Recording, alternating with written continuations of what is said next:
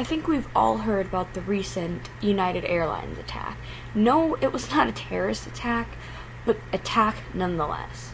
So what happened is some guy who was a psychologist was on his way home on an overbooked flight, but because it was overbooked, 4 flight attendants couldn't get on.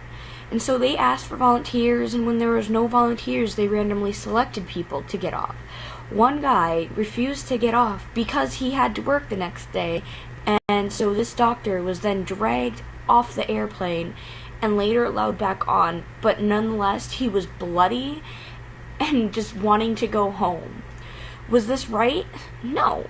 And all these articles and things just show clips of him being dragged off. But just recently, one surfaced of him and the security's confrontation. He refused to get off the plane. Nonetheless, that gives no reason for them to get physical. He did not touch them. He was on the phone, and all he did is say that he would not get off, that he would refuse to leave, and that he worked the next day. So what really led them to get physical? Was it worth it? Was it not? I don't think so, because if you pay for a flight and they mess up, why should you have to leave?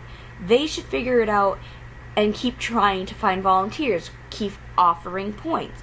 Not drag a dude off the airplane, bloody him where blood was coming from his nose, and he just needed to go home to get to work. Yes, they did look after him after the fact, a doctor and nurse, but that doesn't mean it was right. And when you think about it, I want you to think about how, if this was a family member, how you would feel. No one would like this. If it was you, you would not be happy. And no one should ever have the response United Airlines had back, saying that they were overbooked and they weren't in the wrong, basically. This whole thing was just the fiasco of the disaster, when you think about it.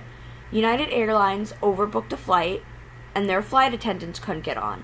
No one wanted to volunteer, or there weren't enough spots after. Does that mean that they should be able to kick somebody off the flight? No, they need to keep offering points and figuring things out so that somebody will volunteer, not just getting physical and bloodying somebody. So in this recent story, I want you to all think about when you fly, how it might turn out if you're going to be the next one with a bloody nose and be just crying to go home.